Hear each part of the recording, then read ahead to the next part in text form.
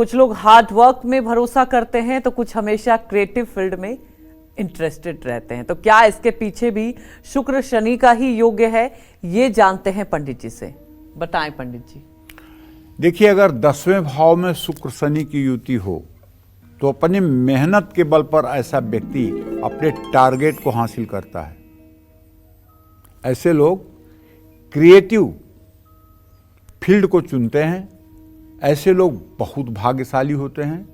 10वें भाव में शुक्र बलवान होकर के निश्चित रूप से शुभ फल देता है, इसमें कोई दो राय नहीं। और ऐसे लोगों का जीवन एक लग्जरी जीवन होता है, एक विलासितापूर्ण जीवन होता है और एक वैभवशाली जीवन होता है। इसमें तनिक भी संदेह नहीं करना चाहिए।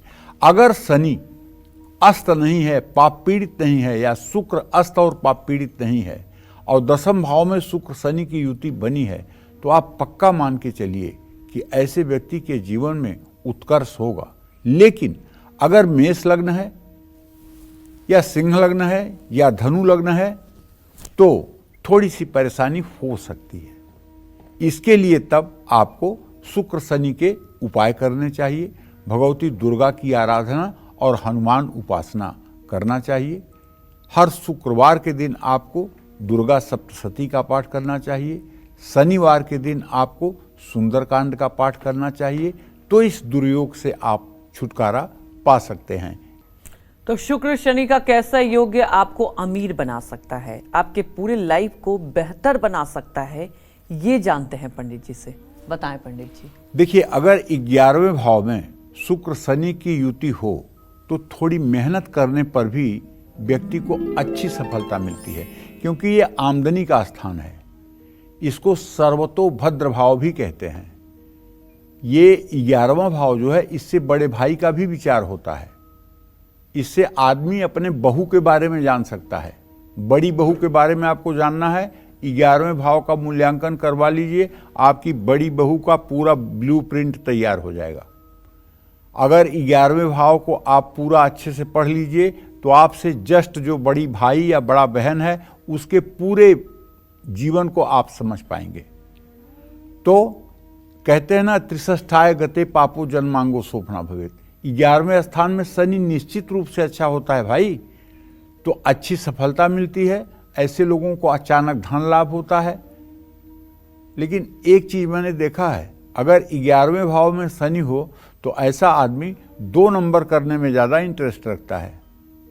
2 नंबर करने का मतलब टैक्स चोरी करेगा, अवैध पैसा कमाने में इंटरेस्ट रखेगा, रिश्वत लेने में इंटरेस्ट रखेगा, मिलावट की चीज़ों में इंटरेस्ट रखेगा। तो ये कुछ अधर्म का भी धन ऐसे लोगों के पास आता है, जो मेरी समझ से ठीक नहीं है। क्योंकि अधर्म का धन जो होता है वो 10 साल तक तो सुखी रखता है, लेकिन 10 साल के बाद वो सर्वस्व को नष्ट करता है। अन्यायोपार्जितम वित्तम 10 वर्षाणि तिष्ठति वर्षे एकादशे समूले विनश्यति। 10 साल तक तो उसका सुख मिलता है, लेकिन 11वें साल से जब पतन होना शुरू होता है तो इतना बुरी तरह से बर्बाद करता है कि बर्बादी शब्द भी उसके आगे छोटा पड़ जाता है। खोया हुआ धन ऐसे लोगों को मिल जाता है। ऐसे लोगों को निवेश करने से बहुत लाभ मिलता है। ऐसे लोगों का बुढ़ापा ज़्यादातर सुख में ही व्यतीत होता है। जय मां विंध्यवासिनी। शुक्र शनि की कैसी स्थिति आपकी शादी में देरी कर सकती है, आपको केयरलेस और खर्चीला बना सकती है, ये जानते हैं और समझते हैं पंडित जी से। बताएं पंडित जी। अगर आपकी जन्म कुंडली के व्यय स्थान में 12वें भाव में शुक्र शनि की युति हो तो व्यक्ति का झुकाव आध्यात्म की ओर ज़्यादा होता है। 12वें भाव में शनि देर से विवाह होने का कारण बनाता है।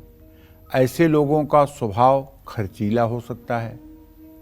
काम को लेकर के व्यक्ति थोड़ा लापरवाह हो सकता है।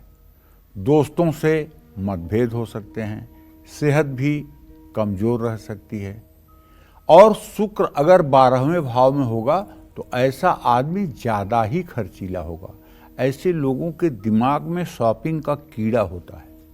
अगर इनके पास क्रेडिट कार्ड है तो बेवजह भी ये जा कर के शॉपिंग करेंगे और एक दिन अपने को बुरी परिस्थितियों में उलझा लेंगे, बेवजह अपने को बुरी परिस्थितियों में उलझा लेंगे। इसलिए अगर आपकी कुंडली में भी शुक्र शनि है तो अपने मन को समझाइए, बहुत जरूरी होने पर ही शॉपिंग करिए, केवल शौक के लिए शॉपिंग मत करिए कि शॉपिंग करना है, ये भी एक काम है, इसलिए मत करिए। जरूरत की चीज़ों को अगर आप करेंगे तो आप अपने जीवन को व्यवस्थित रख पाएंगे। जय मां विंध्यवासिनी।